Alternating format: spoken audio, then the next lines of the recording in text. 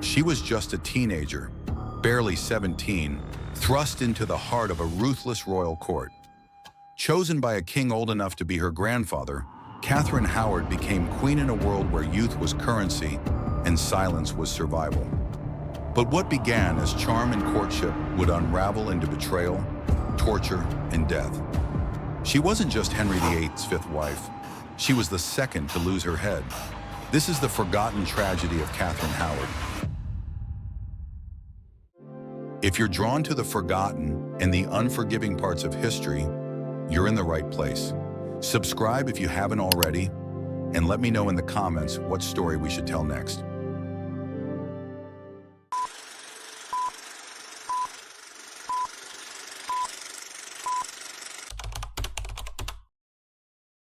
Catherine Howard was born into nobility, but not into power. A niece to the ambitious Duke of Norfolk, she was raised in a chaotic, loosely supervised household. Laughter, flirtation, and youthful indiscretion shaped her early years, habits she'd later pay for with her life. At court, Catherine caught the eye of King Henry VIII, now aging, paranoid, and desperate for affection. After Anne of Cleves failed to win his heart, Catherine dazzled him with youth and grace. In 1540, she became queen. The court celebrated. Henry called her his rose without a thorn. But beneath the surface, few believed Catherine was truly pure. Rumors lingered of past romances, of youthful folly, whispers she believed she had left behind. In the dangerous theater of Henry's court, innocence wasn't protection, it was expectation. And Catherine was already failing the role. At 17, Catherine Howard wore the crown, but not the power that came with it. Her days were filled with jewels, feasts, and carefully rehearsed smiles. But behind the silks and pearls, she was alone.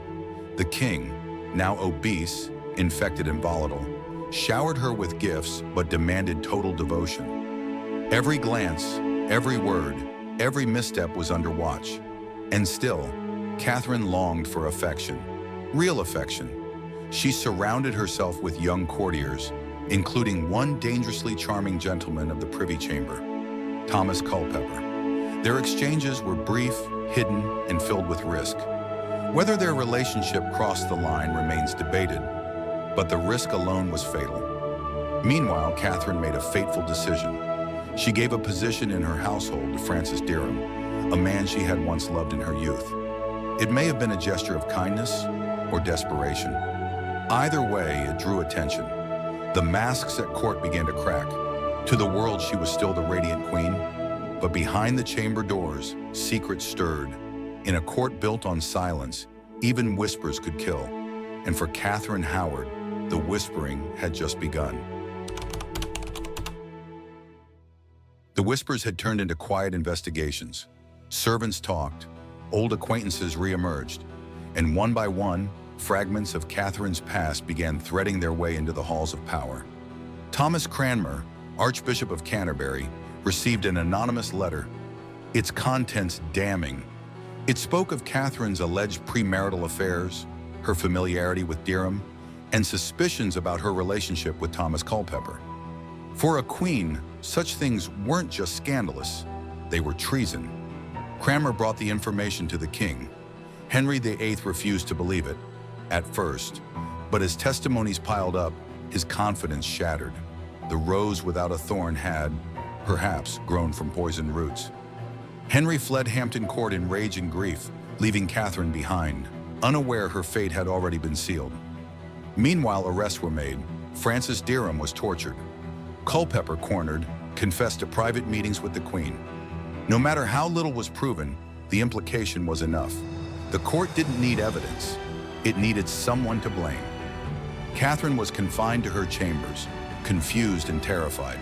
Her letters unanswered, her pleas ignored. The Queen of England had become a prisoner, and her past, once hidden in shadow, now stood in full view, sharp as any blade. Catherine was moved to Sion Abbey, a former place of worship, now her silent cell. No advisors, no family, just cold stone and the creeping dread of the gallows. The charges were swift: treason, adultery, and dishonor. She was stripped of her title, her crest removed, her name scrubbed from every corner of court. The girl who once lit royal halls with laughter was now a ghost haunting them. She wrote to Henry, desperate, pleading, insisting on mercy. None of her letters were ever opened. According to legend, the night before her execution, she asked to rehearse, placing her head on the block so she wouldn't falter in front of the crowd. True or not, the tale captures her final moments with heartbreaking clarity. A teenager preparing herself to die with the grace she was never allowed in life. On February 13, 1542, she was led to Tower Green. Dressed in black, she walked with quiet dignity. No theatrics, no speech, only a prayer. With one clean stroke, it ended. The axe took her life, but not the horror of her story. She became the second of Henry's wives to die by his command. And once again, the tower kept its silence. Catherine Howard's execution was not a spectacle.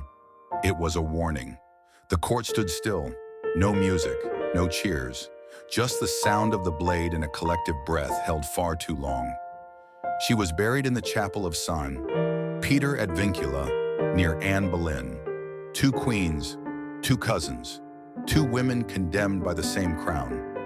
Henry VIII did not attend. He secluded himself behind palace walls, brooding, aging, and rotting from within, both body and soul.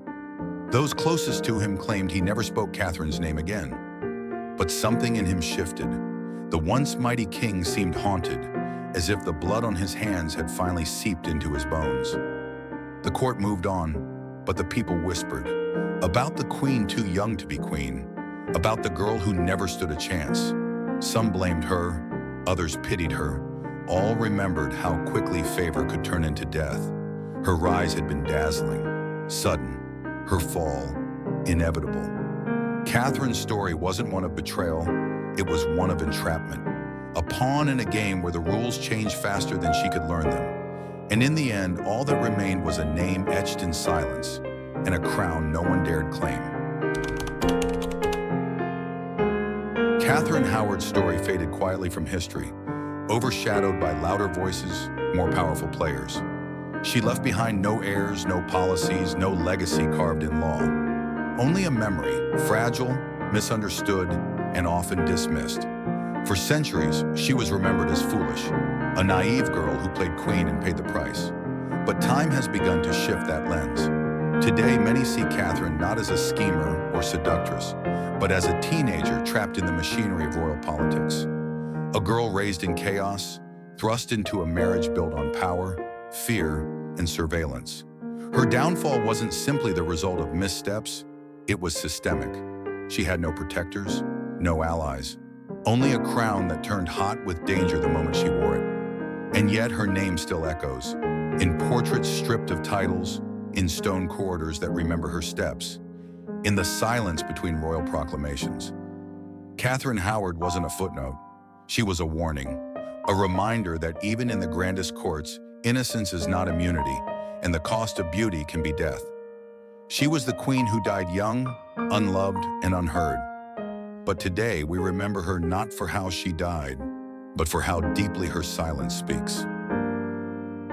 Thanks for watching.